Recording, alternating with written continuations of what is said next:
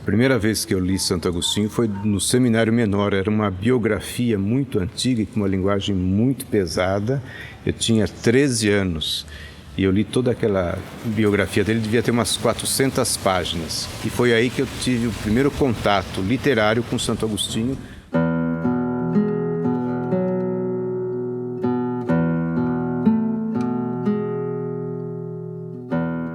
O impacto foi principalmente de sentir uma pessoa extremamente inteligente e que teve uma busca muito grande na sua vida. A gente já ouvia isso, não é, quando se falava da espiritualidade agostiniana, mas lendo sobre a vida dele e falando das muitas peripécias que ele teve, desde menino, depois como jovem, as várias escolas filosóficas, religiões pelas quais ele passou, então isso me chamou muito a atenção. E depois o tempo que ele demorou para tomar uma decisão. Como eu entrei muito novo no seminário, com 12 anos, então eu achava que as coisas se resolvessem muito facilmente na vida, né? E depois, quando eu vi que Santo Agostinho foi aos 32 anos que ele deu um passo definitivo, então aquilo me chamou muito a atenção. Quando eu estava no seminário, a gente ouviu uma frase que caracterizava Santo Agostinho, que era repetida a exaustão. Santo Agostinho, o mais sábio dos santos e o mais santo dos sábios. Então, a suprema inteligência de Agostinho é o homem, talvez o homem mais inteligente que a Igreja teve nesses 2000 anos de história.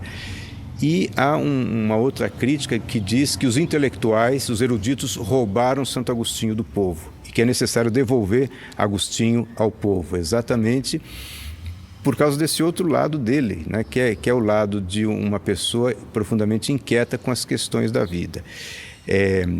A cultura de Agostinho era uma cultura muito mais da oralidade e da escrita do que o da visualidade. Hoje nós estamos acostumados muito com o estético visual, né? Se diz que uma imagem diz tudo, mas às vezes uma imagem não diz muita coisa não. Então é necessário, junto com a imagem, recuperar também o poder da fala, o poder da escrita, que transmite também outros aspectos, outros valores para a humanização. Então, Santo Agostinho foi um homem que escreveu muito, né, e falou muito. Então, ele usava recursos muito rebuscados da retórica para exprimir o seu pensamento, para exprimir as grandes questões da sua alma.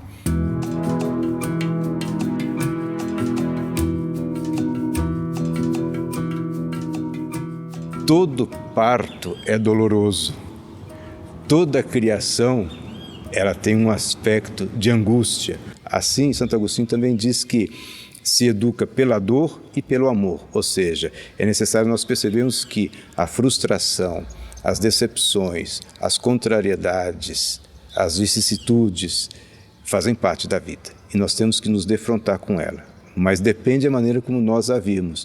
Se nós formos ver simplesmente de maneira negativa, então isso é ruim. Mas nós formos ver que isso ajuda a crescer, ajuda a nos libertar para sermos melhores, nós vemos esse grande valor a partir desse processo que nos ajuda a abrir para uma perspectiva maior. Isso faz parte da lei da vida, não tem como fugir a isso.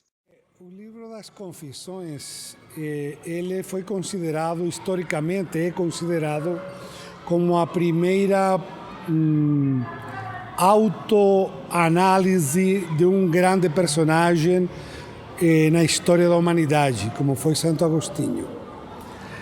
Eu tenho a impressão que neste mundo atual que devora ídolos, devora pessoas, consome, não é?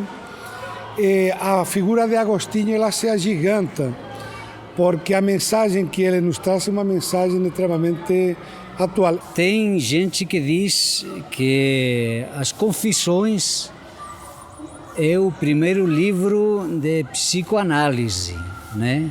De fato, Agostinho, no século IV e V, vai fundo na sua vida, nas suas paixões, na sua história, né?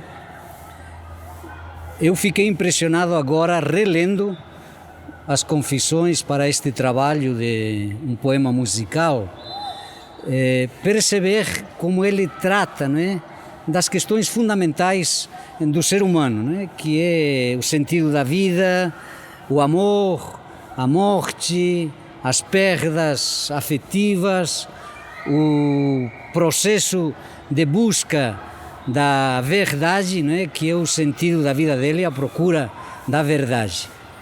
Então, nesse sentido, as confissões tocam os grandes problemas humanos, que são problemas da humanidade toda e o tempo todo, né?